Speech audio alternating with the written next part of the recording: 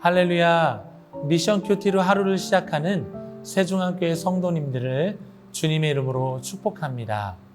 우리는 복음 안에서 새로운 신분, 곧 하나님의 자녀로 부름 받았습니다.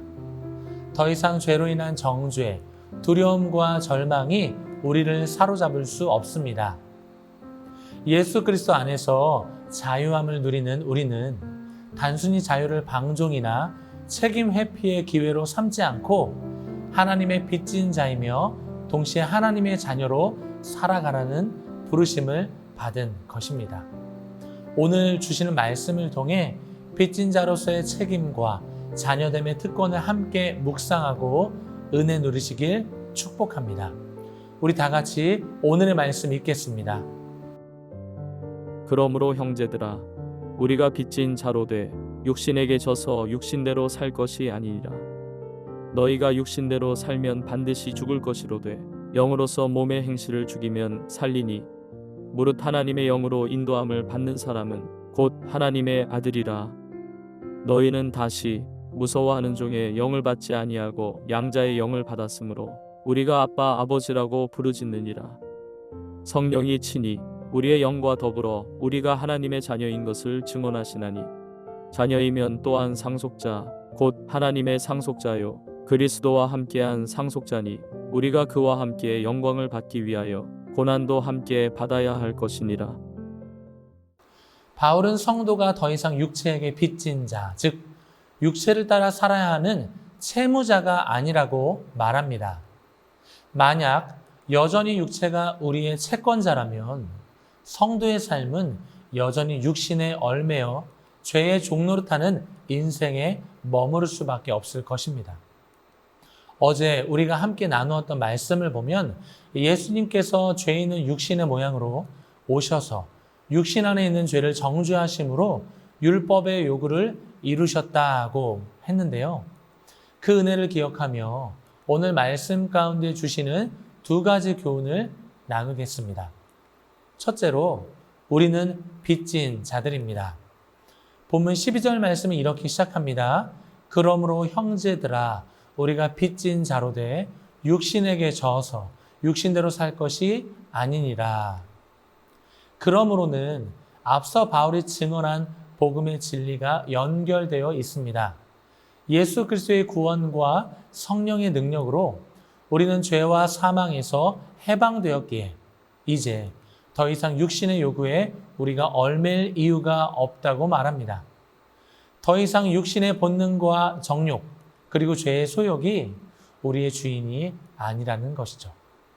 그렇다고 해방된 성도의 자유가 무책임과 방종을 허락하는 자유를 뜻하는 것도 아닐 것입니다. 바로 우리가 빚진 자라고 선언합니다. 바로 예수 그리스도의 은혜에 빚진 인생, 우리의 모든 죄와 허물이 주님의 십자가로 깨끗하게 사해졌고 이제는 그 은혜와 사랑을 기억하며 내게 허락된 빚진 자의 사명을 품고 살아가야 한다고 말합니다. 너희가 육신대로 살면 반드시 죽일 것이로되 영으로서 몸의 행실을 죽이면 살리니 바울은 13절에서 분명하게 말하고 있습니다.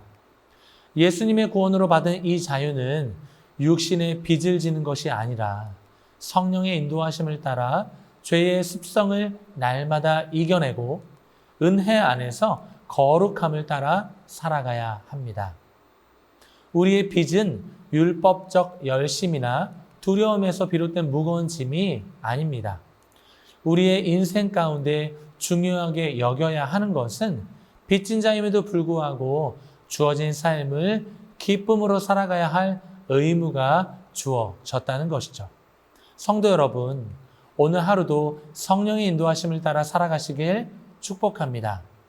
둘째로, 우리는 하나님의 자녀로 부름 받았습니다. 빚진 자의 삶 가운데 하나님은 우리에게 특별한 선물을 허락하셨는데요. 그것은 하나님을 아빠, 아버지라고 부를 수 있다는 사실입니다. 15절 말씀에 너희는 다시 무서워하는 종의 영을 받지 아니하고 양자의 영을 받았으므로 우리가 아빠 아버지라고 부르짖느니라. 종의 영은 율법의 정죄로 인해 두려움을 조성하고 끊임없이 자신을 평가하며 정죄하는 우리의 옛 본능에 머물게 합니다.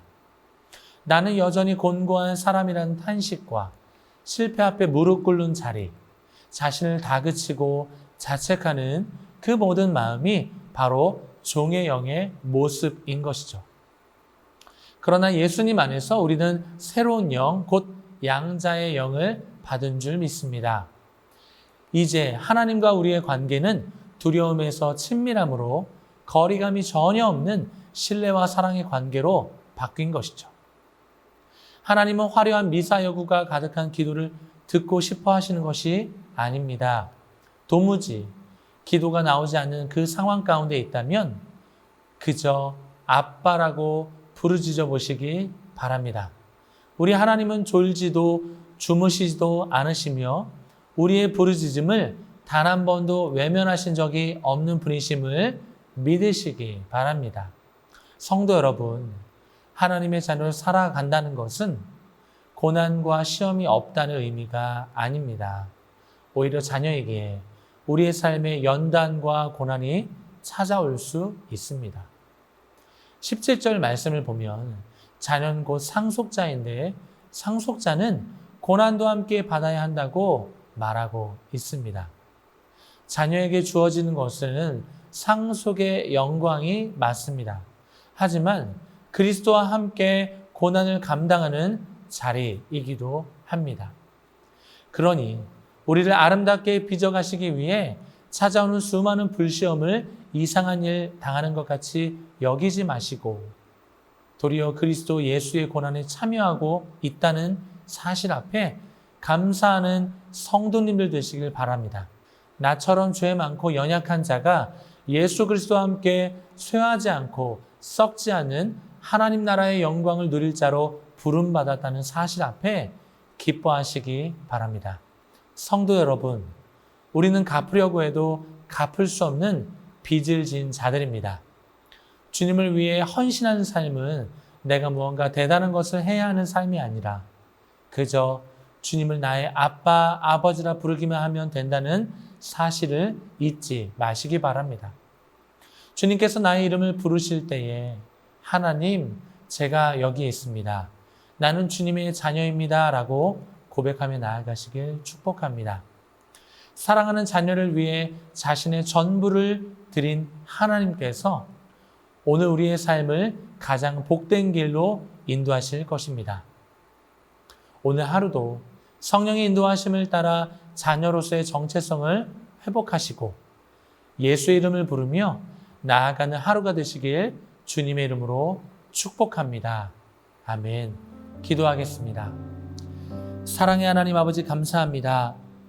예수 그리스도께서 율법의 요구에 온전히 순종하심으로 말미암아 우리의 삶에 구원을 허락하신 줄 믿습니다.